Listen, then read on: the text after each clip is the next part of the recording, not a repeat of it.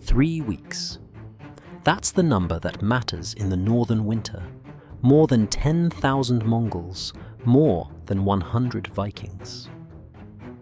3 weeks is how long the roads stay hard before they rot into mud that taxes every hoof, every wagon, every breath. This is the price people hide behind the fairy tale. Empire isn't stopped by bravery. It's stopped when conquest becomes too expensive to move. So who paid for the North's miracle? And who profited from rewriting a logistical pause into a heroic myth? Chronicles go quiet. Weather, ruins, and tribute lists don't. Viewer discretion advised. If you value the historical record, subscribe. When the ledger closes, the bones still speak. Now, kill the lie cleanly. In 1240, 100 Vikings made 10,000 Mongols run. It's a perfect story because it's moral and simple. It flatters the listener.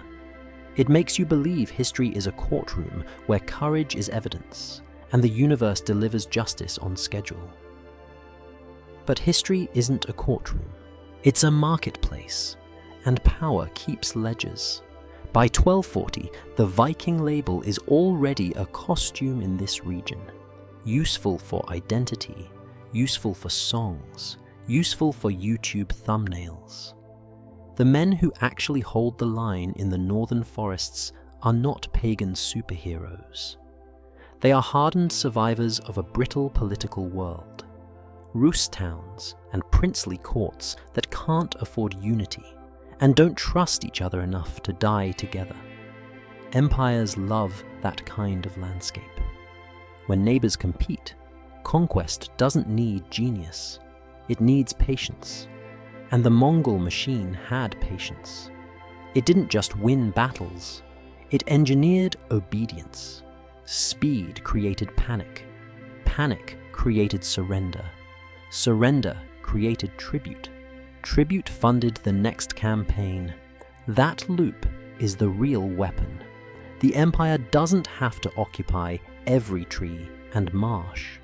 It only has to teach people that resistance is irrational, that survival means compliance, and that compliance will be rewarded with a quieter death. So here's the shift that the legend refuses to admit.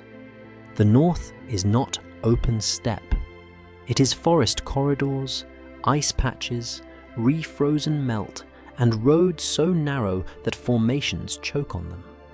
Mobility, Mongol genius, turns conditional. Your best weapon becomes an expense you can't always justify. A horse in open grassland is momentum.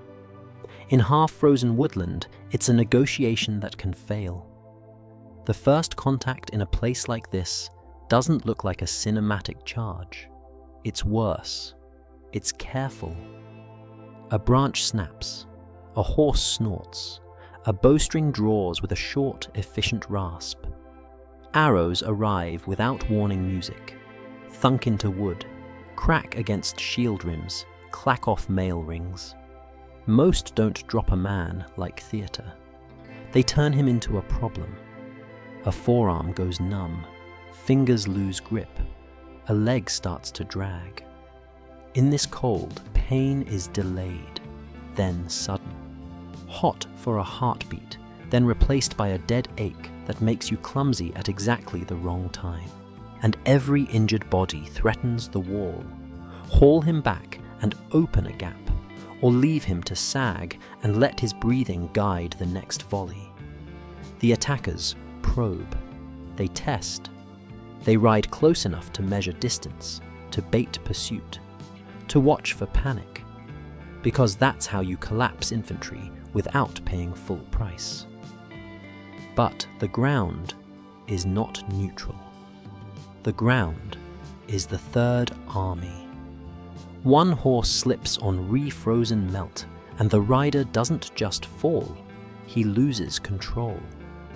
Another mount shies at the smell of blood. In a corridor of trees, a single fallen animal becomes traffic. Traffic becomes delay.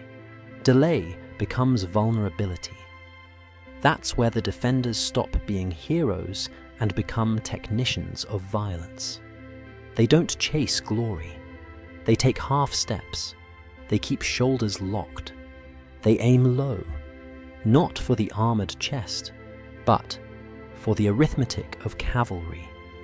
The horse's legs, the rider's knee, the hand on the reins. The goal isn't a clean kill. The goal is to force dismounts, because a dismounted cavalryman in ice and forest is no longer cavalry. He's just a man in foreign boots trying not to fall while the line decides he won't stand again. The snow doesn't turn red in one dramatic swipe. It turns ugly. Pink slush, then brown, then the dark syrupy color that appears when blood keeps mixing with churned earth. Steam rises from wounds like breath from a slaughterhouse. Minutes become hours, the way punishment becomes policy. One small decision repeated until it feels inevitable. Arms go heavy. Fingers stop feeling the weapon. The line learns the difference between bravery and endurance. Bravery is an emotion. Endurance is a system. And the ugliest system is triage. Someone drops. Do you pull him back and thin the wall, or do you leave him and let his screaming draw arrows? In stories, comrades always save each other. In real fights, comrades sometimes kill each other fast, because screams are tactics and mercy is maintenance. So when the attackers finally pull off, it doesn't need to be explained as fear of Vikings. It looks like something colder, a commander watching the ledger turn against him. Horses burning time, arrows wasted into wood and ice. Men lost in terrain that won't convert mobility into certainty. Every minute here is expensive, and empires don't conquer by bleeding out on bad ground. They conquer by staying mobile enough to collect tribute tomorrow. That's why the legend exists. Because mud and math doesn't feed pride. 100 men made the horde run does. So here is the big question that will govern everything we do next. When an empire builds its dominance on speed and terror, what actually stops it when geography refuses to cooperate? And why do survivors rewrite that pause into a miracle? Because the next step is where the story turns from battle into system. Once fear becomes policy, everyone is forced to choose, fight, flee, or collaborate. And the empire profits from every option. If you still imagine the Mongols as a storm of screaming riders, you're already missing the most dangerous part. Storms are random. The Mongol advance was not. It was a system, cold, repeatable, and optimized to turn your fear into their fuel. Here's the first truth people hate, because it sounds unheroic. The Mongols didn't need to kill everyone to win. They needed to convince everyone that killing everyone was an option. That's how terror works when it becomes policy. Not a tantrum, a contract. Their operational advantage wasn't better courage, it was tempo. How quickly they could appear, strike, vanish, and reappear somewhere else before your messengers had even finished dying on the road. A prince could wake up still arguing with his council about whether the threat was real and go to sleep, hearing the first villages burn. And when you live inside that kind of speed, you stop making choices. You start making bargains. The human brain loves bargaining with catastrophe. It will surrender truth for survival every time. This is why the myth of a single decisive last stand is comforting. It turns a systemic collapse into a neat moral scene. But conquest doesn't move like a duel. It moves like taxation. It moves like a chain of decisions made under pressure. Some brave, many selfish, most terrified. The Mongols understood something that later empires would relearn with paperwork and railroads. The battlefield begins before the first arrow is loosed. It begins when you manipulate what the enemy believes. Rumors are cheaper than arrows. Refugees are faster than cavalry. A city hears a story, panics, locks its gates, runs out of food, starts internal violence, and then, only then, becomes easy to take. Terror is not just fear, it's forced inefficiency. It makes communities waste themselves. So yes, the Mongols fought brilliantly. Their cavalry warfare, light riders, mobility, feigned retreats, rapid concentrations, was terrifyingly effective against enemies who treated battle as a ceremonial appointment. But the deeper cruelty is that they forced you to fight on their schedule, in their rhythm, with your social cohesion already cracked. They didn't just kill soldiers, they killed your ability to coordinate. And coordination is the real wealth of any society. Now add the economic spine beneath the spectacle. Every campaign consumes horses, fodder, arrows, and time. Those are not metaphors, they are invoices. A mounted army isn't just men, it's an animal economy.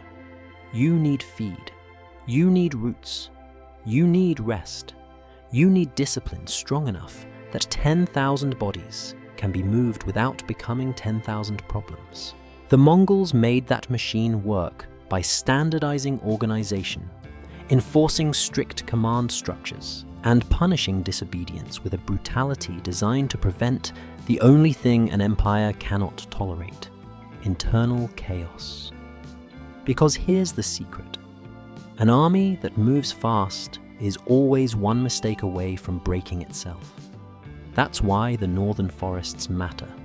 Not because they contain magical warriors, but because they force the Mongol system to spend more per mile.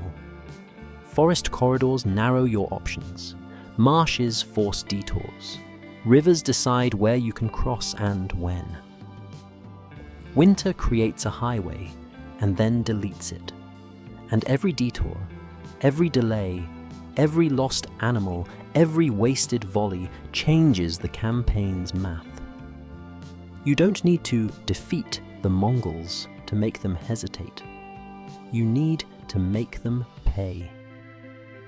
The competitor script tries to sell you a clean equation. Mongol strength becomes Mongol weakness, and one compact shield wall neutralizes horse archers. Reality is uglier and more honest.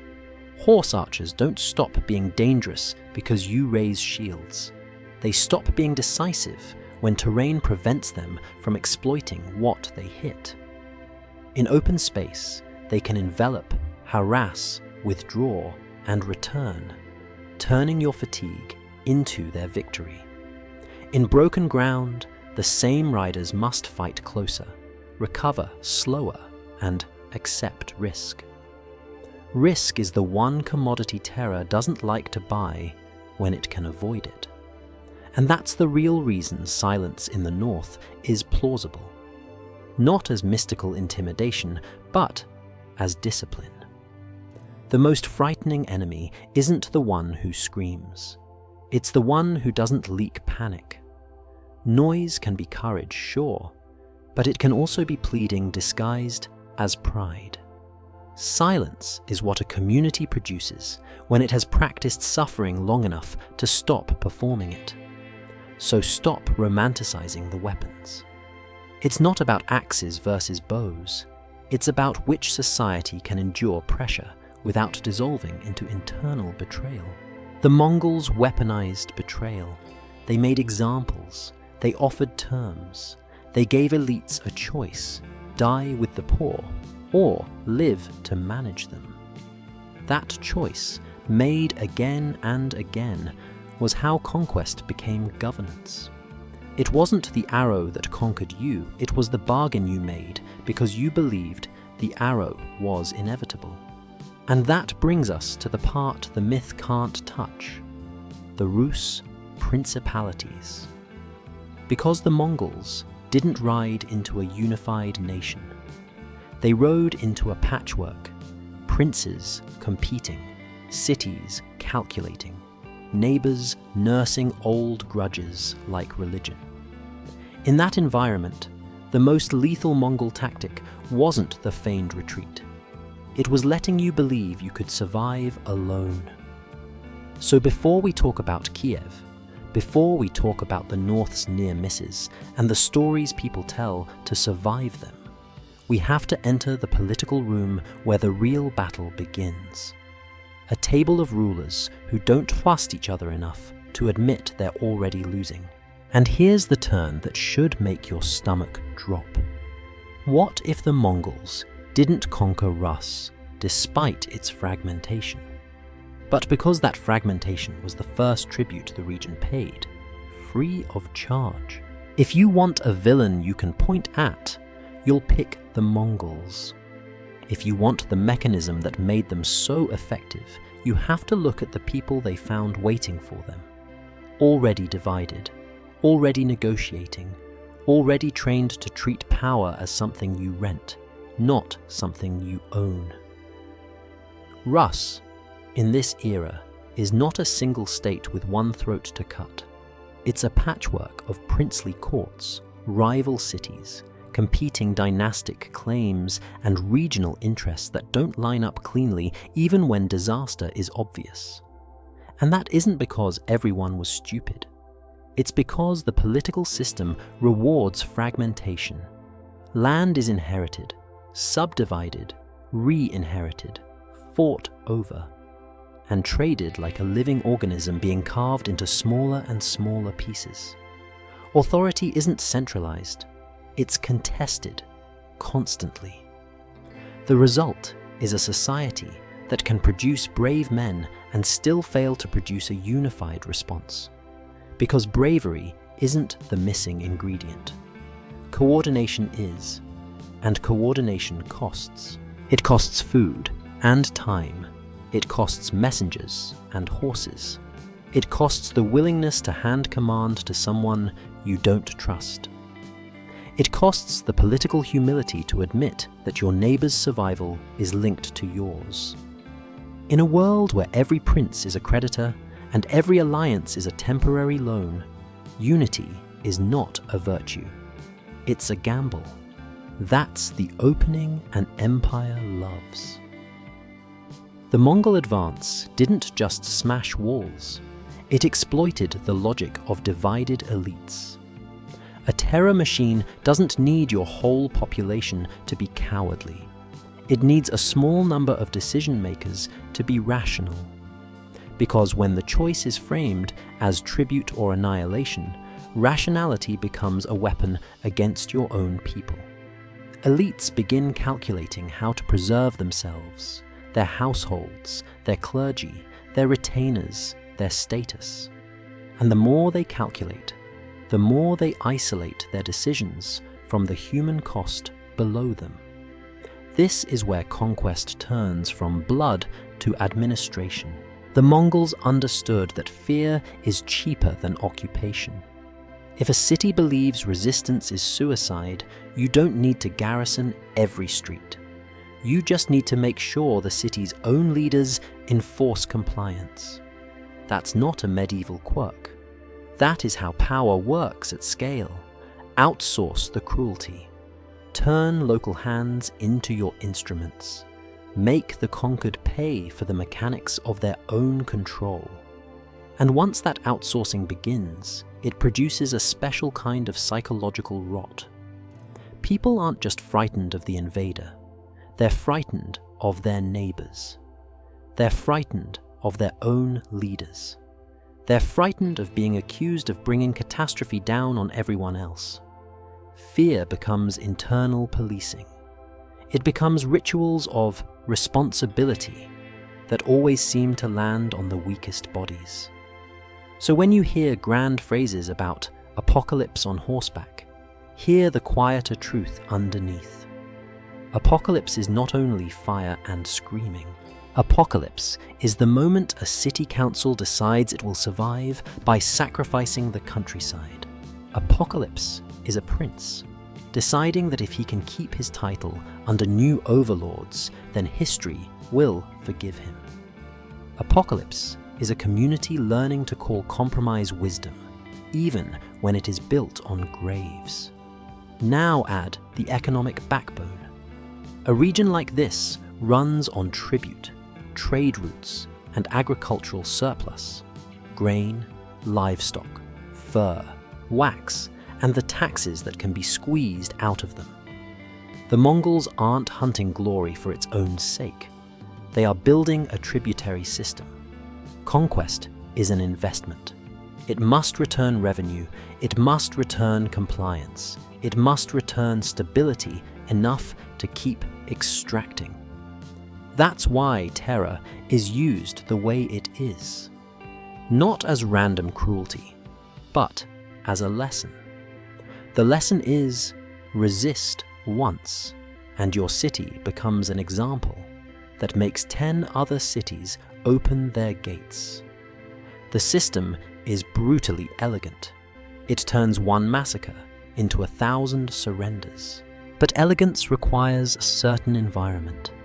It requires fractures you can widen.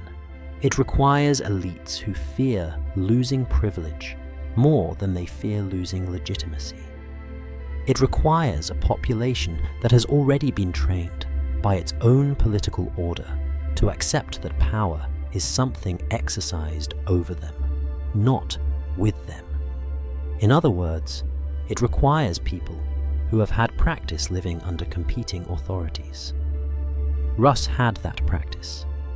This is why the 100 Men Saved the North myth is so seductive.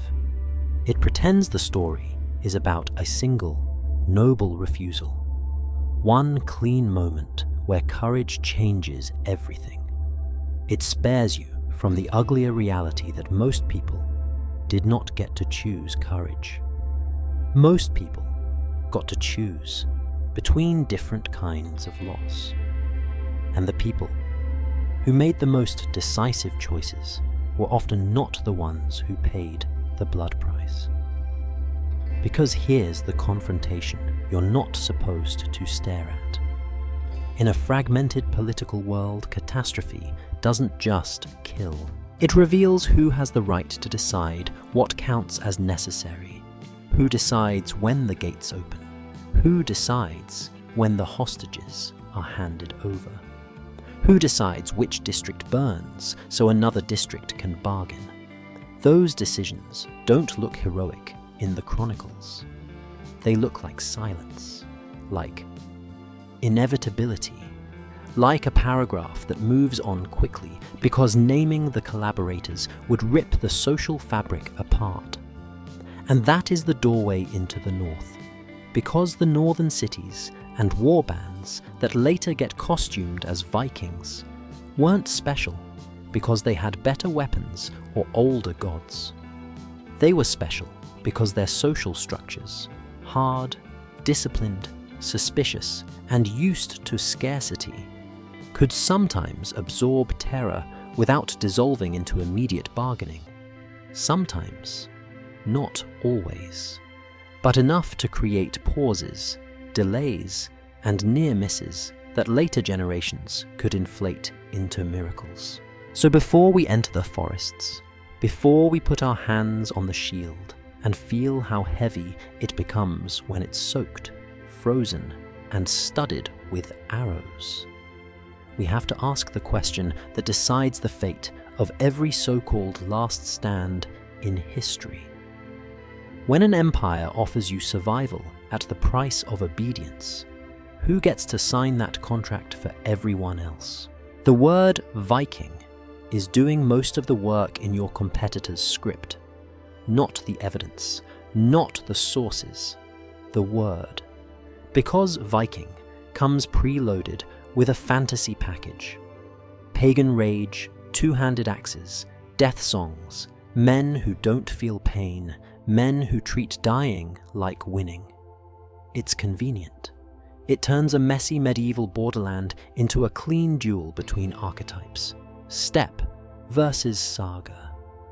But in 1240, Viking is not a military category, it's a memory weapon.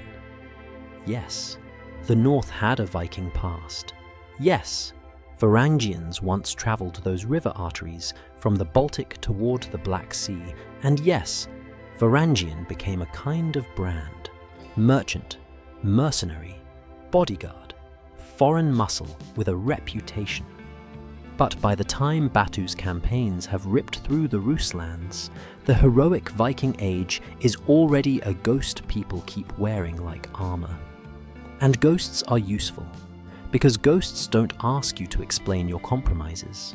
What you actually have in the North are Rus communities with hard edges, towns that grew rich on river trade, elites who lived by bargaining, and fighting men who were not mythical berserkers but trained retainers, household troops, and a militia called up when the ledger demanded it. Their daily life was not romance. It was winter economics, storing food, moving goods, managing labor, paying dues, surviving scarcity. And if you grow up inside a society where scarcity is constant, you learn a brutal kind of discipline, not heroic discipline, practical discipline.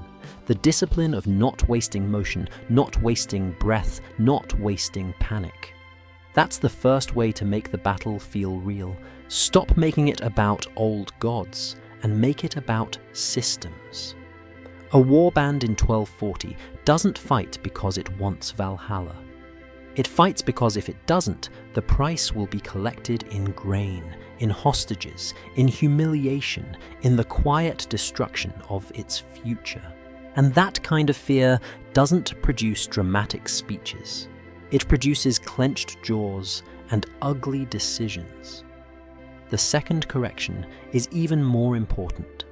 The North's refusal to die doesn't come from magic bravery. It comes from social training.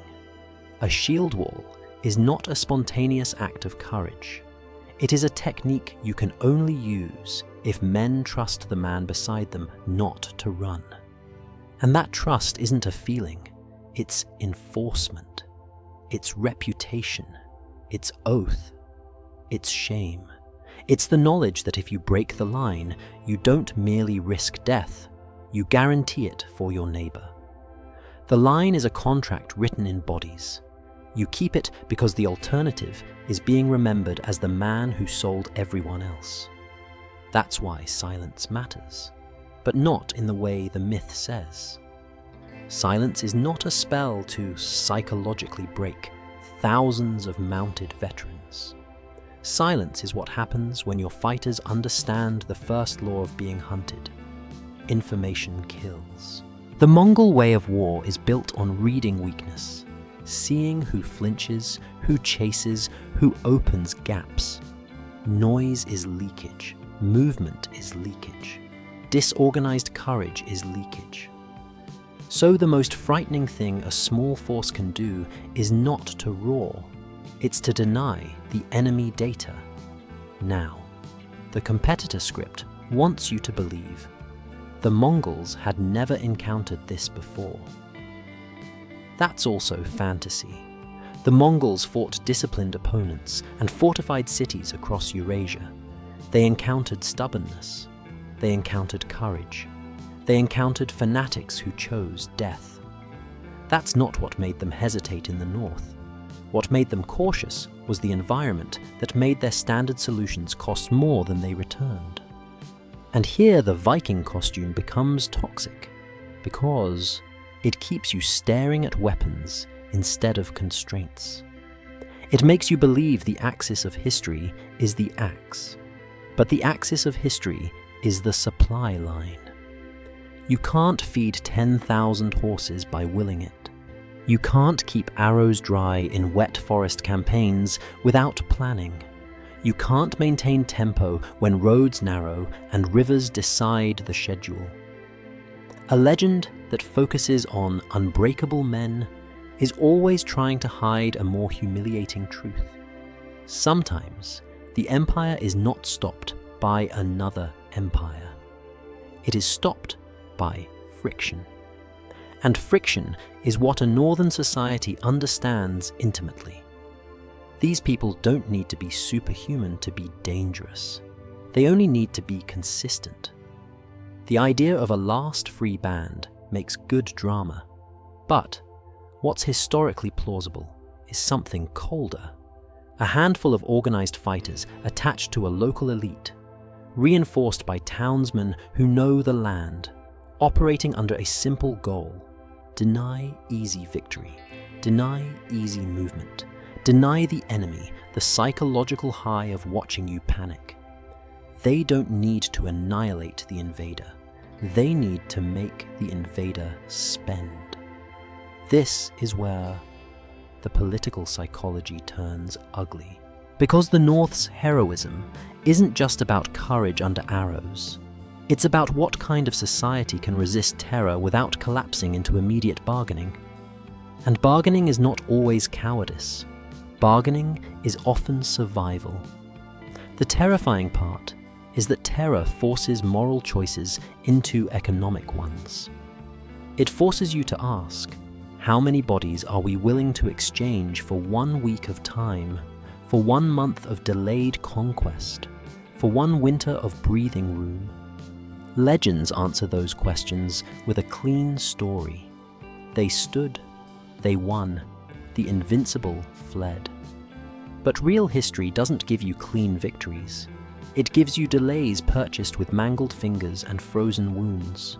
It gives you decisions nobody wants to confess. Leaving the injured because screams attract arrows, burning the dead because wolves will do it otherwise, retreating not because you lost, but because your feet stopped working.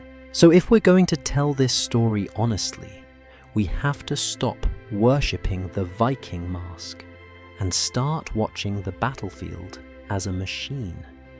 The machine has inputs: terrain, temperature, speed, horses, arrows, morale.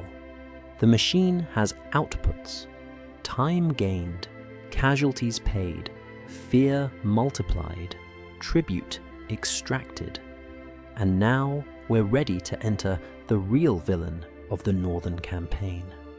Not a commander, not a hero, not a myth, but the landscape itself.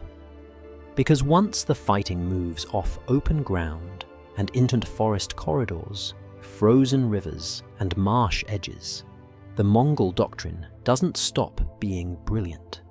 It stops being cheap. And the moment conquest stops being cheap, the empire faces a choice it hates: push forward and bleed, or pause, detour, and let the people you meant to terrify start telling stories about why you hesitated. In the next part, we step into the forest, not as scenery, but as a weapon. And the first thing it will do is steal the Mongols' greatest strength: space. In the steppe, space is a weapon. In the forest, space is confiscated. That's the simplest way to understand why the northern frontier is not just harder terrain, but a different kind of war. One that turns the Mongols' greatest advantage into a recurring cost.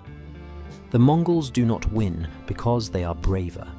They win because they can choose where the fight happens, when it happens, and how long it happens. They win because they can turn distance into control. Forests refuse that bargain. A dense woodland corridor doesn't allow the perfect Mongol solution. Wide arcs, encirclement, feigned retreat into open ground. Then a return strike from multiple angles. Trees cut lines of sight. Snow and underbrush break formations. Narrow tracks throttle communication. Even the sound of commands behaves differently. Swallowed, distorted, delayed. A mounted army depends on coordination the way a body depends on blood flow. In the forest, your blood flow becomes intermittent. And intermittent control is how disciplined armies die. So the forest does something almost insulting to an empire built on reputation. It makes the unstoppable feel uncertain. Not weak, uncertain. And uncertainty is what fear hates, because fear is supposed to be one way. The Mongols weaponize fear by making outcomes predictable. Resist, and you will be erased. But in the forest, predictability fractures. Your scouts can't see far enough. Your units can't maneuver cleanly. Your horses can't always move at speed without breaking legs or stamina. And worst of all, your enemy can vanish. If you've only ever thought of medieval war as banners meeting on open fields, understand how psychologically violent this is. In open ground, you can see the enemy. In forests, you can feel the enemy. You hear them before you see them. Branches cracking, a single shout, then nothing. And that nothing is not peace. It's pressure. It's the sense of being observed by people who know the land the way you know your own body. This is where the Viking myth gets replaced by something more believable. Local knowledge as violence. A small force in woodland doesn't need to defeat a cavalry army head-on. It needs to interrupt it. It needs to force it to deploy into disadvantageous positions. It needs to make every mile expensive. Ambushes don't have to be dramatic. In fact, the most effective ambush is often boring. An arrow from the tree line that kills a horse, not a man. A fallen horse blocks a narrow path. The column bunches. A second missile hits the lead rider. The third strike hits the rear. Panic spreads not because men are cowards, but because horses are animals, and animals transmit chaos faster than orders can. And in a forest corridor, chaos has nowhere to drain. This is the part the myths often miss. Cavalry superiority depends on the ability to recover. A cavalry unit can absorb disorder if it has room to widen, to circle, to reform. Forest corridors strip that recovery away. A single accident can compound into a crisis because the geometry is cruel. You can't flank cleanly. You can't retreat cleanly. You can't pursue cleanly. You can only compress. Compression is death. Now, add ice. The competitor script treats ice like a magic trap. The river froze, the horses slipped, the defenders chose the ground. That's not wrong in spirit, but it's too clean. Real ice is inconsistent. It is a patchwork of packed snow, glossy refrozen melt, and deceptive crust that holds until it doesn't. Horses don't charge bravely across that. They hesitate. They test. They shorten stride. They lose confidence. And a horse that loses confidence doesn't become slower in a nice, controllable way. It becomes unpredictable. It might stop, rear, twist, or crash. That unpredictability is what makes a small, disciplined infantry line so terrifying in tight terrain. Not because infantry can outfight cavalry in open ground, but because infantry can become a wall the horse refuses to buy. A horse will run into a barrier if it believes it can pass through. But when footing is uncertain and the barrier looks solid, the animal's survival instincts interfere with the rider's plan.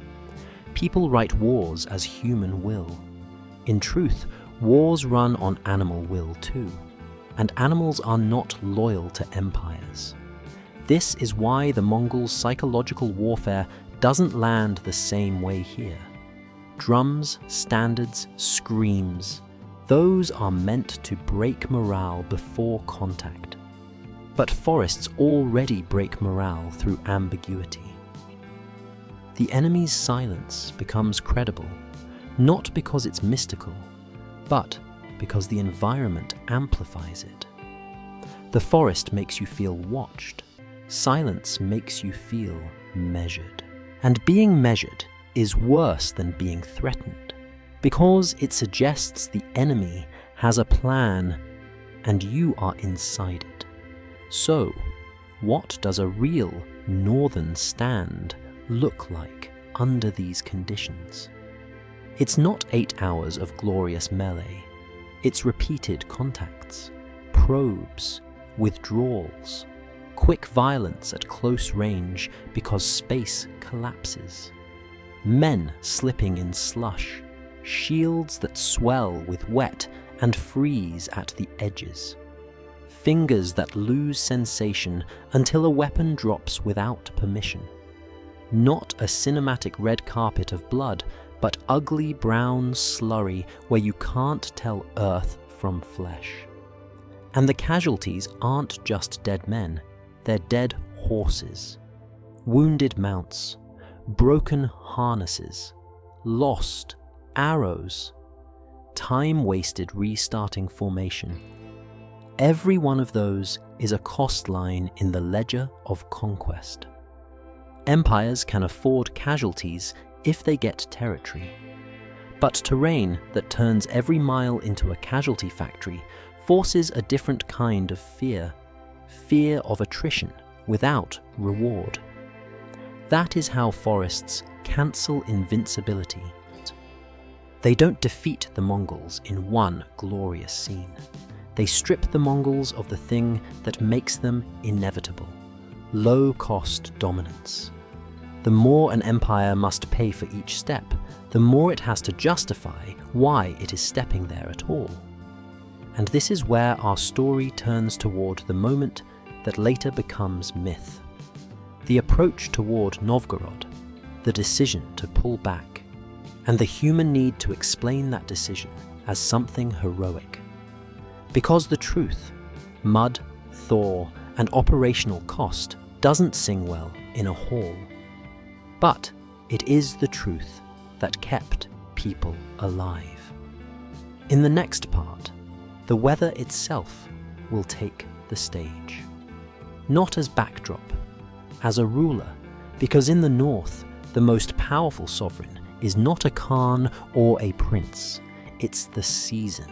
Winter is a dishonest ally.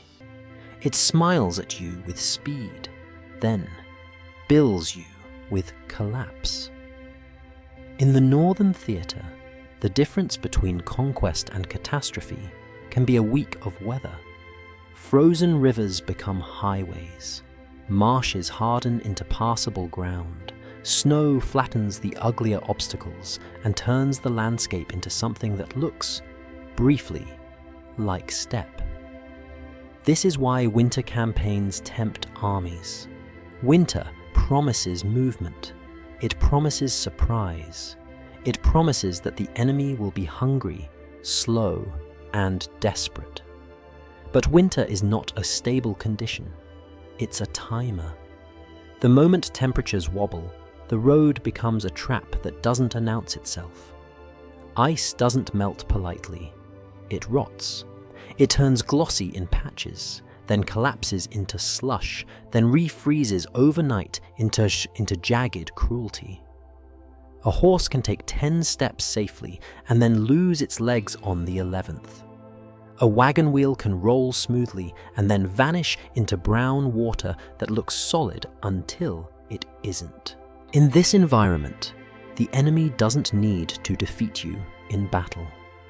The enemy can simply wait for the ground to start charging you for every mistake. This is where the romantic legend of 100 men gets exposed. The Mongols didn't fear courage, they feared friction. Because the Mongol machine is not just men and bows, it is an animal economy on the move. Horses need fodder. Horses need rest. Horses need predictable ground. If you destroy a horse, you destroy a weapon system. And if you slow a column, you make it vulnerable to the one thing Mongol doctrine is built to avoid: becoming fixed, becoming readable, becoming stuck. A stuck cavalry force is a paradox. It has speed in its DNA and no space to express it. That's when discipline becomes expensive. That's when commanders must spend their authority, their supplies, their lives, just to keep the army from dissolving into thousands of individual survival decisions. And the more the terrain forces you to spend, the less terror helps you. Terror is a shortcut only when movement is cheap. When movement becomes costly, terror becomes noise. Now think about what this does psychologically. If your empire's myth is, we arrive anywhere, anytime, then the season is a threat to your legitimacy. Not because peasants understand logistics in theory, but because they feel it in practice. They see the enemy hesitate. They see scouts returning without decisive action. They see riders circling without committing. They see time pass.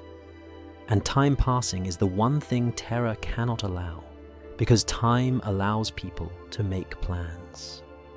Time lets courage grow. This is why the Northern Pause becomes so politically important.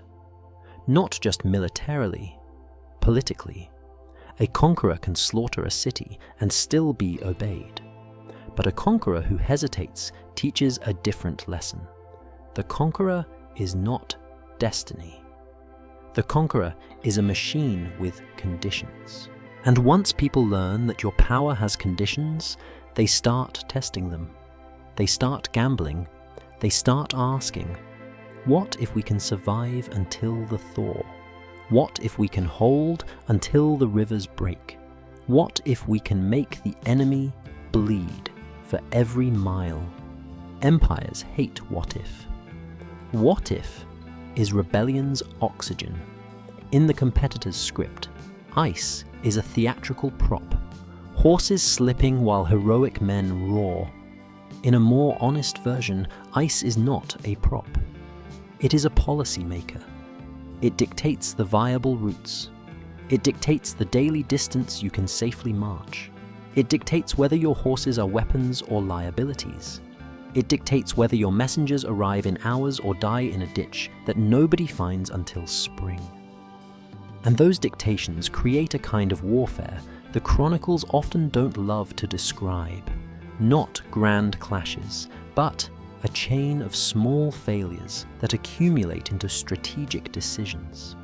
A bridge that can't hold, a river crossing delayed, a wagon stuck, a herd of horses forced to graze in depleted ground, men burning precious hours making a path passable, men getting frostbite not because they're weak, but because gloves are wet and wet becomes ice.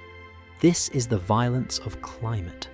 Quiet, legal, and relentless. It kills without banners. Now, if you're asking, so why doesn't the Mongol machine just power through? Here is the answer that connects directly to our big question. Because conquest is an investment. It has to return something more valuable than what it consumes. You can afford losses when the prize is decisive. You cannot afford slow bleeding in terrain that yields no quick capture, no rich plunder, no immediate political submission. You cannot afford to spend your best horses and men on a campaign that produces only delay, especially when other campaigns are waiting that promise cleaner profit. So when Mongol forces push north and then pull back, the most terrifying interpretation isn't they were scared of Viking axes. The most terrifying interpretation is they did the math. They chose not to spend. They chose not to risk a breakdown of tempo. They chose not to let the land dictate their war. That is not weakness. That is rational, imperial behavior. And here is the psychological twist that makes legends inevitable. When a conqueror behaves rationally, the conquered reinterpret it morally. They have to. Because we survived, because the enemy calculated, feels humiliating. We survived because we terrified them, feels dignified. One story keeps you alive, the other keeps you proud. So you can see the birth of the myth in real time. A retreat becomes a miracle. A logistical decision becomes a heroic victory. The season becomes a god on your side. And once that story spreads, it becomes part of resistance itself. Because morale is also a weapon, and people are starving for reasons to believe the future is not already sold. In the next part, we walk into the northern hinge point where that reinterpretation hardens. The approach toward Novgorod, the moment of withdrawal, and the silence in the sources that later gets filled with saga. We are going to watch a strategic pause get reborn as a battle nobody can locate. And you'll see why. The Empire's greatest fear is not defeat. It's the public discovering the ledger. Novgorod survives first as a calculation and only later as a legend. That is the order people hate, because it makes survival feel undeserved. We want a story where the city lives because someone was pure, or brave, or chosen, because a hero stood in the right place with the right weapon and forced destiny to blink. But the Northern Record doesn't give you a clean hero. It gives you a colder gift, time, a delay, a retreat that looks suspiciously like arithmetic. In the winter campaign of 1237 to 1238, the Mongol advance tears through the Rus lands with the same brutal logic it uses everywhere. Strike fast, fracture coordination, punish resistance so publicly that the next cities negotiate before the army arrives. Then the push turns northward toward Novgorod, toward the economic heart that matters far more than its romance. Because Novgorod isn't merely a northern city, it's a node, a trade engine, a place where furs, wax, and money move like blood through a body. Control Novgorod, and you don't just win territory, you win the ability to finance obedience. And then something happens that later generations cannot emotionally tolerate. They don't take it. They turn back. The clean myth says, they were afraid of Vikings, afraid of 100 unbreakable men, afraid of a cursed valley. The myth loves a single cause because it makes the world manageable. But the more honest explanation is not a single cause. It's a cluster of constraints tightening all at once. Winter's clock, distance, roads, supplies, fatigue, uncertainty in forest terrain, and the risk that pushing deeper turns speed into stagnation. In other words, the conquest machine meets a place where the return on violence begins to look unclear. That is what a near miss really is. It's not a duel, it's an imperial decision point. Imagine what this looks like from the ground, because that's where political psychology is born. For the people of Novgorod and its hinterland, the approach is not an academic event. It's the sound of refugees arriving before the army does, carrying the contagious disease of panic. It's stories that inflate with each retelling because fear is an amplifier. It's grain counted and recounted. It's gates checked. It's the sick understanding that if you resist and lose, your city won't just be defeated. It will be turned into a lesson for everyone else. The decision isn't fight or don't fight. The decision is, How much do we allow ourselves to be erased to preserve the idea that we chose freely? And then, when the Mongols pull back, the people don't experience it as the invader made a rational decision. They experience it as a crack in reality, a moment where the nightmare had edges. That crack is dangerous because it produces a thought the Empire cannot police. What if they can be delayed? Empires are terrified of delay because delay is where resistance learns to breathe. Every day the conqueror does not arrive, the conquered begin to reassemble their humanity. They begin to talk without whispering. They begin to make plans that aren't just bargaining. They begin to imagine futures. Even if those futures are false, the imagining itself is insubordination. So the Mongols' retreat becomes more than a logistical choice. It becomes a political accident. It hands the North a story. And humans, when offered a story that restores dignity, will take it even if it costs them truth. Here is how the myth forms, and it's uglier than any battlefield. A city survives a near hit. The survivors need meaning. They cannot bear the idea that their survival depended on temperature and mud, because that makes them feel like insects spared by weather. So they translate the pause into a moral victory. They start saying the enemy feared them. They start attaching names to the fear because names feel like control. A band of warriors, a commander, a valley, a moment of steel on steel where the universe took sides. They don't do this because they're liars. They do it because the alternative is psychological collapse. You can watch the same mechanism in every era. When a disaster misses you by a street, you don't say, "The wind changed." You say, "We were protected," because protection implies order. Order implies safety, and safety is what terror steals first. But the cost of that protection story is subtle and deadly. It makes you believe survival is proof of righteousness. It makes you believe the enemy's hesitation is about your virtue instead of their constraints. It makes you believe future survival will also arrive if you perform the same courage ritual again.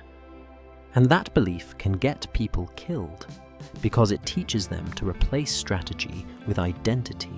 This is where the competitor script commits its most seductive fraud.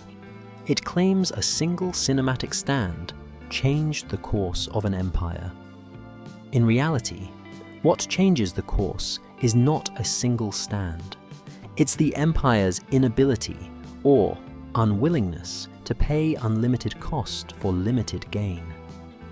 The Mongols did not stop expanding because of one miracle.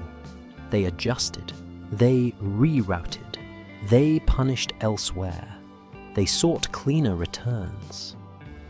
Empires do not surrender their logic, they refine it. Novgorod's survival, then, is not a victory that ends the story. It's a breathing space that begins the next phase. The North learns that terrain and season can buy time, and the Mongols learn that forest regions are not impossible, just more expensive than their myth of inevitability likes to admit. And that's the quiet pivot. Not Mongols feared Vikings. Mongols learned that the North cannot be processed as cheaply as the South. Now here is the turn that should make you uneasy. A pause does not mean mercy. A retreat does not mean the machine is gone. It means the machine is choosing where to collect its payment. Because if the Empire does not take Novgorod today, it will take something else. It will take a symbol. It will take a city. whose destruction teaches the entire region what hesitation really means. Not weakness, selection. And that city, in 1240, is Kiev. So ask yourself what a near miss actually buys you. Does it buy you freedom, or does it buy you time to watch someone else become the example? If Novgorod's near miss becomes a story people tell to feel protected, Kiev becomes the story the Empire tells to make protection feel impossible. This is where the northern fantasy dies, because Kiev is not a battle. It is a public demonstration of what happens when an empire decides it is cheaper to terrify you than to negotiate with you. By the time the Mongol forces close in, the Ruslans are already exhausted by fragmentation. Princes who couldn't agree on unity, when unity still had time. Cities that had already watched neighbors disappear. Councils that had already learned the language of surrender. And still, Kiev stands as a symbol that can't be allowed to stand. Not because of its walls alone, but because of what its survival would imply, that a great city can resist and remain itself. Empires don't just conquer territory, they conquer the imagination of what is possible. So the siege becomes a lesson, and like most lessons taught by power, it is designed to be remembered even by people who didn't witness it. It is not enough that Kiev falls. It must fall loudly enough that the sound travels beyond the smoke. The siege machinery appears not only to break stone, but to break certainty. An organized patience that says, "We are not going away, and your calendar does not matter anymore." In a medieval city under siege, time becomes a weapon. Hunger becomes a policy. Every day you wait is a day your people start arguing with each other. Every day you wait is a day discipline leaks. And a city doesn't collapse first from the outside. It collapses from the inside, fear turning into accusation, shortage turning into violence, leadership turning into scapegoating. That's why heroic last stands are often the least honest part of siege stories. The real brutality is that the defenders are forced to make choices that corrode them, whether they win or lose. How much food is left? Who gets it? Do you ration evenly and die together? Or privilege fighters and let children weaken first? Do you open the gates to negotiate and risk betrayal? Or do you keep them shut and risk starvation? These are not tactical questions. They are moral traps. And an empire that understands power loves moral traps, because moral traps create damage that lasts longer than fire. When the walls are breached, however the final breach happens, whether by storming, collapse, or betrayal, the violence that follows is not rage. It is a message delivered through bodies. Cities are not just buildings, they're networks of memory. Temples, markets, homes, archives, graves. These are the structures that tell people who they are. When those structures are burned, the city's identity becomes a wound that can be used for governance. Survivors don't just lose relatives. They lose the sense that their world is stable enough to belong to. And a person who has lost stability is easy to rule, because fear offers a bargain. Obey, and the world might not collapse again. This is where the competitor script's obsession with a single secret battle misses the real terror. The Mongols did not need a hidden defeat to be psychologically dangerous. Kiev is the psychological weapon. Kiev is the invoice. Because the point isn't that they can kill you. Every army can kill you. The point is that they can turn your death into an administrative tool.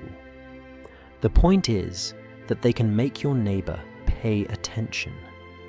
The point is that they can make the idea of resistance feel like a crime against your own children.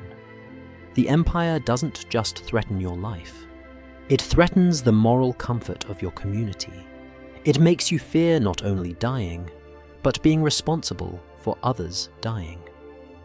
That's how terror graduates into compliance. And compliance, in the Mongol world, is not abstract. It becomes structure. Once a city falls, the question is not, is the war over? The question is, who will collect the money now? That's the pivot from apocalypse to order. Order is what the conqueror sells after fire, and people buy it because their nervous systems are broken. They will accept a new ledger if it promises the killings won't return tomorrow. They will accept tribute if it feels like a predictable humiliation. They will accept hostages if it feels like a guarantee. That's the sick genius of conquest. After you destroy the old world, you offer a smaller world as mercy. Now place Kiev beside Novgorod, and the political psychology becomes obvious.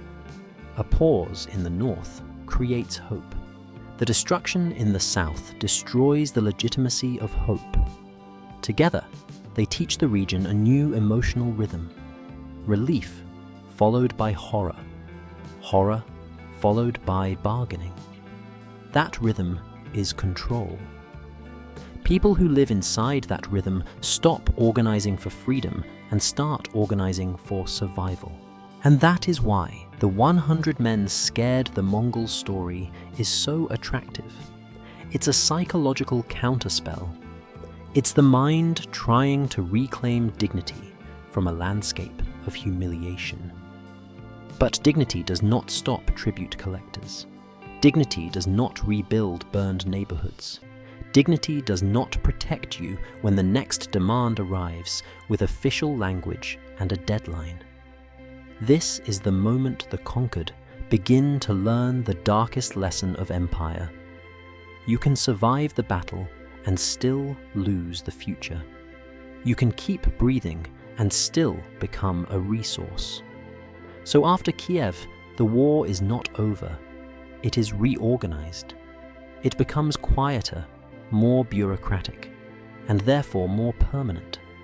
The fire doesn't just end lives. It clears space for a new system to move in.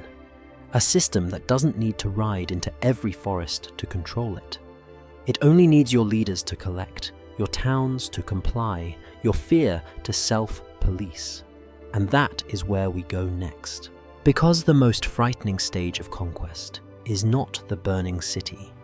It's the morning after, the moment survivors look at ash and decide they'll accept anything that feels like stability. The question isn't whether the empire can kill. The question is whether it can convince the living to help manage the killing's consequences. What does tribute do to a society that has just watched its symbols die? Who becomes the middleman between the conqueror and the starving? Saints, princes, merchants, cowards, pragmatists. And when you cooperate to survive, at what point do you stop surviving and start serving? The day after a city burns, the empire doesn't need more arrows. It needs clerks. That's the transition most people refuse to picture because it ruins the drama. We want conquest to be a wave of violence that crashes and then recedes. We want it to end. But the Mongol achievement, and the curse for the conquered, is that the violence is only the opening argument. The conclusion is paperwork, tribute, quotas, hostages, local intermediaries who learn to speak the conqueror's demands in the language of necessity. After Kiev, the region doesn't become quiet because it has accepted truth. It becomes quiet because it has accepted the terms of survival. and those terms are designed to be repeated. Here is the psychological trick. Terror breaks you fast, but routine keeps you broken. Once people are shocked into compliance, the Empire's next goal is to stabilize that compliance into a habit. The conqueror doesn't want endless war. Endless war is expensive. The conqueror wants a predictable stream of resources. That means the conquered must resume working, farming, trading, producing. So, the Empire can skim the surplus. This is why conquest always aims for a new normal. Not peace, not justice, normal. Normal is control that feels natural. So what does that normal look like? It looks like tribute demands framed as order. It looks like local elites bargaining for their continued positions by offering up lists. How many households, how much grain, how many hides, how much silver. It looks like the quiet reappearance of markets, because markets are how people pretend life has meaning again. And it looks like fear being converted into a schedule. Who delivers, when, and what happens if the delivery is short. This is where the moral cost becomes brutally clear. A society under tribute learns to ration empathy. People must decide whose hunger is acceptable, whose loss is tolerable, which villages can be squeezed without triggering revolt. The Empire doesn't have to do the squeezing itself. The Empire just sets the target and lets the local system cannibalize its own weakest parts to meet it. That is complicity. But it's not cartoon evil. It's survival turned into governance. And it changes people. Because once you participate in the system that harms your neighbor, you become invested in the system's continuation. You need it to be necessary, or else you are not a survivor, you are a collaborator. So you start rewriting reality. You tell yourself you're preventing worse. You tell yourself everyone would have died without your compromise. You tell yourself you're buying time. And maybe you are. But the Empire doesn't care about your self-respect. The Empire cares that you're doing the counting. This is why hostages matter. Hostages are the Empire's way of tying elite survival to imperial stability. A hostage is more than a human shield. A hostage is an anchor sunk into the conscience of the ruling class. If you rebel, the price will be paid in the body of someone you claim to love. That's not just deterrence. That's psychological capture. It makes loyalty feel personal, not political. And it makes disobedience feel like murder. And now notice what happens to resistance under these conditions. Resistance doesn't disappear. It mutates. It becomes fragmented. Small raids, ambushes, local uprisings that flare and die. Because the system is designed to prevent mass coordination, it encourages each community to calculate its own odds separately. It says, if you rise, you will be erased. If you stay quiet, you might survive. That might is enough to poison solidarity. And once solidarity is poisoned, fear becomes self-sustaining. This is where the Northern myths re-enter the story as more than entertainment. In a world where tribute normalizes humiliation, people need counter-stories. They need memories in which the Empire can be delayed, wounded, embarrassed. Not necessarily because those stories are fully true, but because they serve a function. They keep the idea of agency alive. They keep the nervous system from fully accepting that obedience is the only rational posture. But the Empire has its own stories too. That's what terror is for. Terror is narrative enforcement. It says, "This is what happens to cities that resist."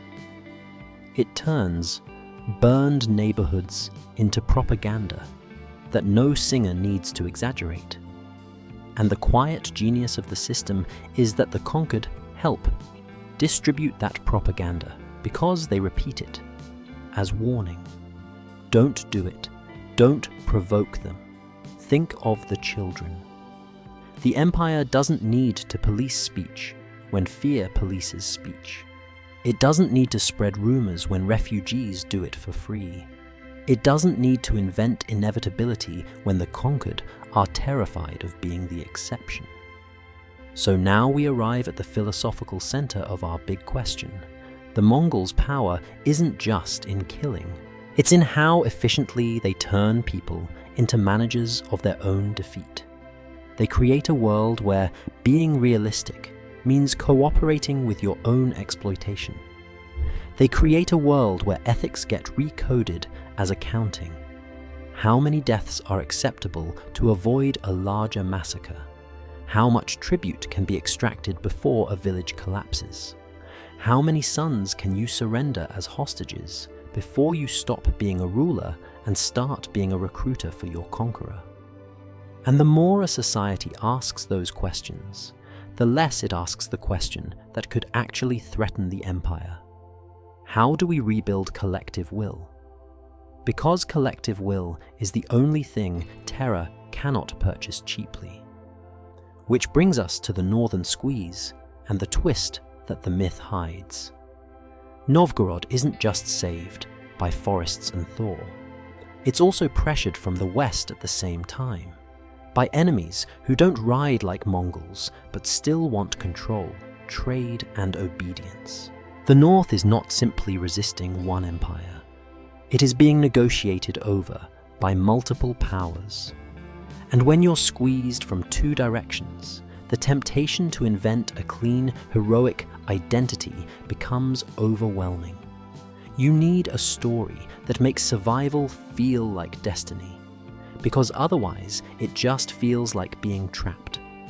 So, in the next part, we follow that squeeze into 1240 to 1242, not to celebrate battles as trophies, but to expose how memory becomes a weapon when a society is surrounded. We're going to watch Novgorod fight a different enemy on ice, and you'll see why the Mongols' feared Vikings fantasy is so sticky. It steals glory from the wrong front and pastes it where it's psychologically useful. Because when your world is being priced by empires, the first thing you trade is accuracy. If you want the North to feel heroic, you point the camera east. You show the Mongols. You show the apocalypse. You make every survival story a victory over the biggest terror on the continent. But if you want the North to feel historically honest, you have to turn your head west, because while the East was teaching fear, the West was testing ownership. And Novgorod's most famous ice story isn't against the Mongols at all. It's against the powers that wanted to pull the region into their orbit by force, contract, and crusade. This is where the mythology gets lazy. It takes the most cinematic element, ice, and assigns it to the most famous enemy, Mongols, even when the real drama on ice belongs to different opponents. Because people don't just misremember battles, they reorganize them to serve identity. If the East is the nightmare and the North is the survivor, then every decisive stand must be against the nightmare. That's how the story feels coherent. That's how it feels like destiny, rather than geography. But history is not obligated to be coherent. In 1240, Novgorod's situation is not a clean frontier duel. It's a choke point. It sits in a web of trade routes and political pressures. It is economically valuable, strategically awkward, and therefore constantly contested. And that contest doesn't wait politely for the Mongols to finish burning the south. Opportunists don't schedule their ambitions around your suffering.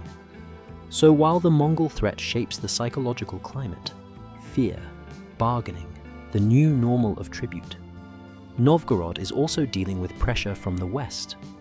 Rivals and crusading orders pushing into the Baltic region, testing borders, testing control, testing whether the North's attention is too consumed by the East to resist elsewhere. It's the classic imperial dynamic. When one predator is visible, another predator tries to eat while you're looking away. This is why the miracle battle myth is so appealing. It collapses a multi-front crisis into a single moral event. It says we faced the worst and we made it blink. It gives the audience one villain and one redemption. It is emotionally efficient. The real story is emotionally exhausting. Because multi-front pressure does something to a society's political psychology. It forces you into constant triage. You cannot meet every threat at full strength. You cannot afford perfect loyalty. You cannot even afford perfect truth. You start selecting which enemy to name as existential and which to treat as manageable. You start prioritizing symbolic victories because symbols travel farther than supplies. A victory that makes people believe they're not doomed can be worth more than a victory that captures a few miles of ground. That's the strategic value of narrative. And Novgorod, as a trading republic with a deep relationship to money and negotiation, understands narrative the way merchants understand markets. So, when conflict on ice arrives in the early 1240s, the stakes aren't just military. They're reputational. They're about whether the North can still project agency in a world that keeps trying to price it. A battle fought on frozen water isn't just a fight, it's a stage. It's a declaration that the North is not merely a victim waiting for the next invoice from the East. It is still a player, still capable of choosing when and where to bleed. And notice the structure of the legend. It loves the image of the frozen surface because it mirrors what the people feel inside. Life turned brittle, movement turned dangerous, a world where one misstep means drowning. That is why ice is so narratively magnetic. It's not just climate, it's metaphor made physical. And metaphors are how traumatized societies keep functioning. They compress unbearable complexity into one image you can carry. But the deeper truth remains. None of this erases the Mongol presence. It coexists with it. That coexistence is the point. The North is not simply saved from the Mongols and then free to live. It is forced to operate inside a geography of pressure where every side has a price. The East threatens annihilation and tribute. The West threatens conquest and conversion. The local elites threaten betrayal. The peasants threaten starvation. The season threatens everyone equally. So what does a leader do in that environment? He becomes a manager of fear. He becomes the person who decides which fear will dominate the public imagination, because the public imagination is the first battlefield of governance. If you can't control it, someone else will. A foreign empire, a crusading order, a rival prince, or the pure chaos of rumor. This is why the North clings to heroic narratives even when the details are messy. A society under pressure does not survive on food alone. It survives on the belief that its suffering is not meaningless. And when multiple empires try to claim your future, the cleanest weapon you can forge is an identity that says, "We do not fold." That identity is not necessarily false, but it is selective. It chooses what to remember and what to blur. It elevates certain moments into destiny and pushes other moments into the shadows. and that selective memory becomes a form of resistance, until it becomes a form of self-deception. Because here is the brutal question that follows every symbolic victory. What does it change on the ledger? If you win a battle in the West, but still owe tribute in the East, are you free? Or are you simply more dignified in your captivity? If you can stop one invader at a frozen choke point, but cannot stop the tribute collectors from arriving later, what have you actually proven? That courage exists, yes, but courage can exist inside a cage. Empires don't fear courage, they fear coordination, because coordination can rewrite the ledger. And now we're ready for the part that every empire and every survivor loves to manipulate, the story of erasure and invention. Because when you live in a world where your fate is negotiated by forces larger than you, the struggle over what is remembered becomes as important as the struggle over what is conquered. In the next part, we will step into that struggle directly. Why the chronicles are silent becomes a tool. Why archaeology gets recruited as a courtroom witness in modern storytelling, and why people keep insisting on a single mythical battle, even when the real history is more terrifying. Because it suggests your life can be priced by weather and paperwork. And if that's true, then the most dangerous thing a society can do is not lose a war. It's lose the right to describe what happened. People say, the chronicles are silent, as if silence is an accident, as if history simply forgot. Silence is often a choice. Sometimes it's the choice of the conqueror, who doesn't want to admit that a campaign had limits. Sometimes it's the choice of survivors, who don't want to confess the humiliating details of how they stayed alive. And sometimes it's the choice of everyone, because the truth is too structurally dangerous to repeat. Not because it's obscene, but because it teaches the wrong lesson. That power is conditional, that invincibility has a price tag, and that the world is not governed by virtue, but by whether systems can pay their own costs. This is why the erased battle trope is so sticky. It offers a neat moral. The empire was ashamed, so it hid defeat. That story keeps the empire emotionally legible. It turns history into a drama of pride. But the uglier truth is that empires don't need to erase everything. They just need to control what becomes official. They don't need to burn every record. They only need to make sure the record that survives serves the machine.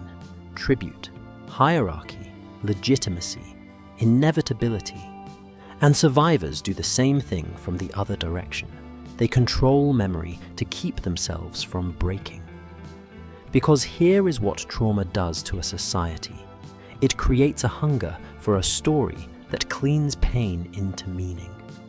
It turns randomness into a moral sequence. It refuses to accept that a city survived because of a thaw or a detour or a logistical decision made by strangers. People will accept almost any myth before they accept that their lives can hinge on mud. Mud is not a god you can negotiate with. Mud is not an enemy you can hate. Mud is humiliation without a face. So the mind creates a face, a commander, a band, 100. A name you can chant, a moment you can replay, a victory you can inherit. And once that invented clarity exists, it becomes addictive. It does what reality cannot. It makes suffering feel like payment towards something, instead of simply loss. This is not unique to the medieval North. It is a human reflex. When the body survives a catastrophe, the mind builds a shrine around the parts it can bear to remember, and it seals the rest behind a wall labeled necessary. The problem is that those shrines don't just preserve dignity, they also reshape politics. They teach the next generation what the world is and how it works. And that is where the legend becomes a weapon. If you are a ruling elite under tribute, you benefit from a heroic narrative that locates agency in our warriors, not in our bargains. A saga about a miraculous stand allows you to claim moral authority without confessing collaboration. It gives you a language to demand loyalty, while you still collect taxes that ultimately flow upward to the conqueror. It lets you say, "We are still ourselves," even as you administer the conqueror's schedule. If you are the conqueror, you benefit from silence of a different kind. You want the population to remember the burned city, not the near miss. You want them to tell stories about annihilation, because annihilation is a deterrent that spreads itself. Your ideal narrative is simple. Resistance equals extinction. And you don't need to write that story down. The survivors write it for you, because warning others feels like mercy. So, both sides sculpt memory, and the battlefield moves into the mind. This is the moment modern storytelling loves to exploit. Chronicles don't mention it, but archaeology proves it. It sounds like a courtroom reversal. It sounds like justice for the erased. Sometimes archaeology does correct the record. Sometimes it forces us to see the scale of death that polite texts downplay. But here is the uncomfortable truth. Archaeology can also be recruited into myth-making just as easily as chronicles can. A handful of arrowheads becomes thousands. A burn layer becomes proof of a specific battle. A mass grave becomes evidence of the exact scene we wanted. The ground speaks, yes, but it speaks in fragments. It doesn't narrate. Humans narrate, and humans will always narrate in the direction their identity wants to go. That's why the 100 versus 10,000 story is so effective. It is not trying to be a scholarly reconstruction. It is trying to be an emotional correction.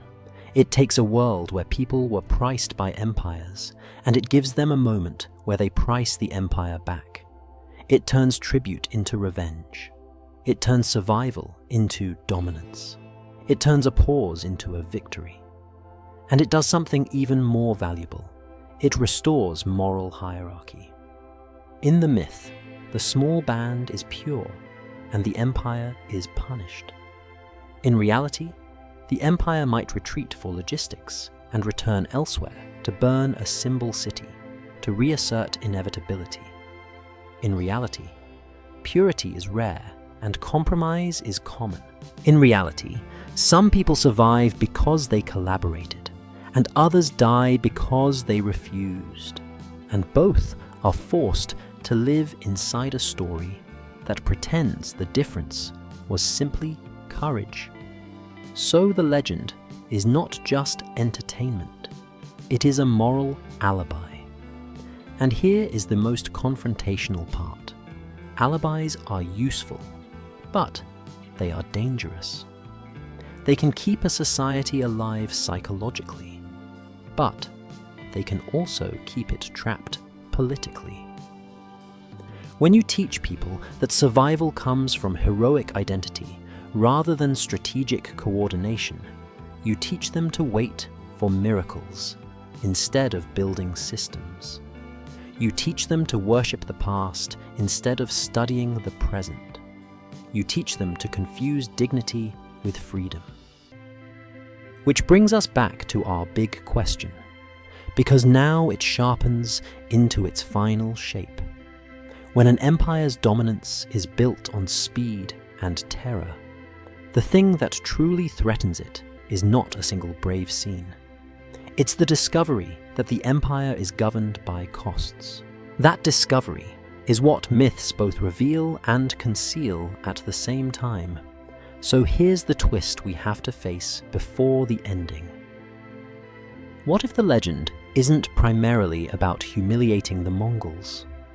What if it's about saving the survivors from the truth that the Mongols didn't need to be supernatural to be unstoppable, and that the only reason they ever seem to hesitate is because even unstoppable machines must sometimes stop to count? In the final part, we answer the big question without mercy.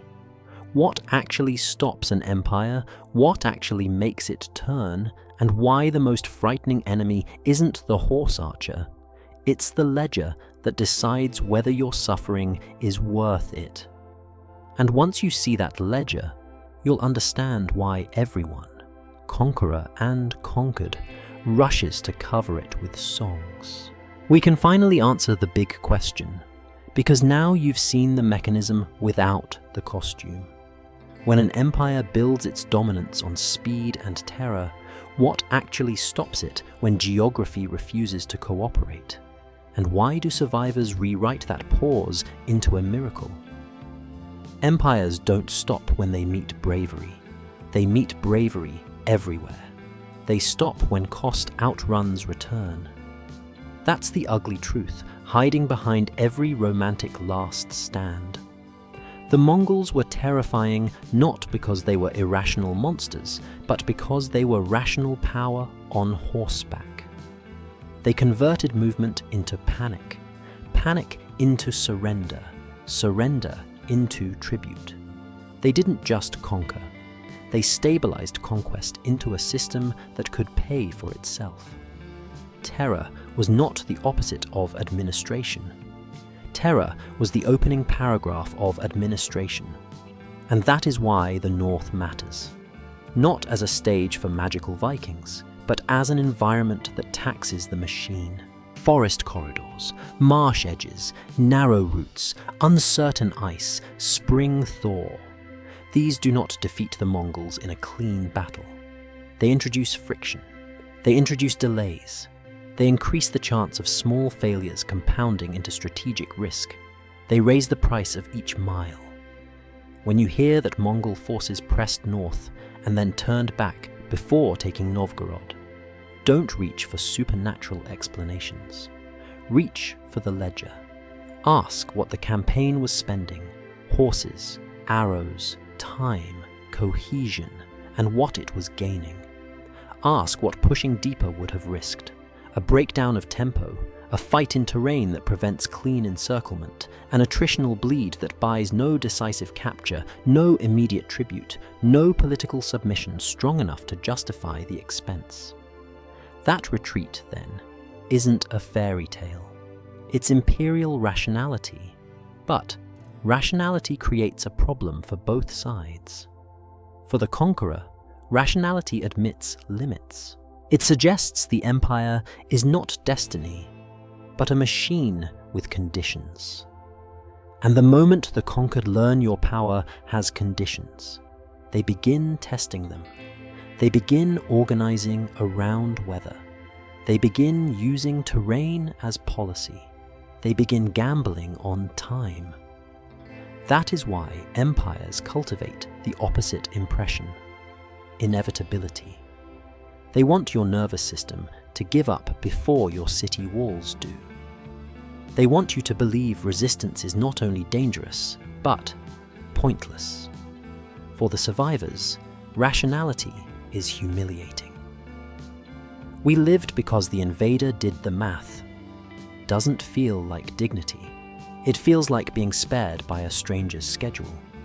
And traumatized societies cannot live long on humiliation. They need meaning the way bodies need heat.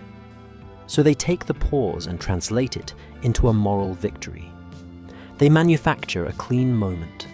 100 stood. The horde fled. Because that story restores agency. It says, we were not insects, we were a force. So the legend performs a function. It is a psychological prosthetic. But here is the confrontational part. A prosthetic can help you walk, and it can also keep you from healing the real wound. Because if you teach your people that survival comes from heroic identity rather than strategic coordination, you teach them to wait for the past to save them. You teach them to confuse dignity with freedom. And freedom in a tribute world is not a feeling. It is a structure. That's why the truly horrifying lens on this story isn't the battlefield imagery. It's what comes after. After the fire, the Empire doesn't need to slaughter every village. It needs the villages to resume producing. It needs local elites to collect quotas. It needs hostages to tie obedience to love. It needs survivors to warn each other not to resist. That is how fear becomes self-policing. That is how terror becomes routine. That is how conquest becomes normal. The Mongols didn't need to occupy every forest to control it. They needed the region to internalize the ledger. And once a society internalizes the ledger, it begins making decisions the Empire loves. It begins rationing rebellion. It begins selling solidarity. It begins accepting that the world is priced and that someone else sets the price. The most effective empires do not merely conquer bodies. They conquer the imagination of alternatives. So what stops an empire? Sometimes, terrain raises costs high enough that expansion slows. Sometimes, rival powers force strategic reprioritization. Sometimes, internal succession crises fracture coordination. Sometimes, plague or famine shrinks what can be extracted. But beneath all these factors is the same skeleton. The ledger stops the empire when the numbers stop working. And what stops the ledger? Only one thing. A society refusing to let fear do its accounting for it. Not a single heroic scene. Not 100 men. But a durable capacity for coordination. Shared risk. Shared planning. Shared refusal to outsource survival to collaboration. That's the philosophical wound this story exposes. Power is not just violence. Power is the ability to make your victims participate in the logic that harms them. And resistance is not just courage. Resistance is the decision to rebuild systems that can absorb terror without dissolving into bargains. So, if you still want your battle that terrified the Mongols, here is the honest version. The Mongols were not terrified of Vikings. They were confronted by a place where their method became less profitable. They were reminded that even the most efficient machine is still a machine, and machines hate friction. And the survivors, because they needed to survive psychologically as well as physically, turned friction into legend. That is why these stories persist, not because they are perfectly true, but because they are perfectly necessary. If you value the historical record, remember this. When the ledger closes, the bones still speak. But they don't speak in slogans. They speak in costs, paid by people who rarely get names. And that is the final horror. Empires build monuments to victories, but the true archive of conquest is the unpaid remainder, buried in mud, ash, and the silence that people mistake for forgetting.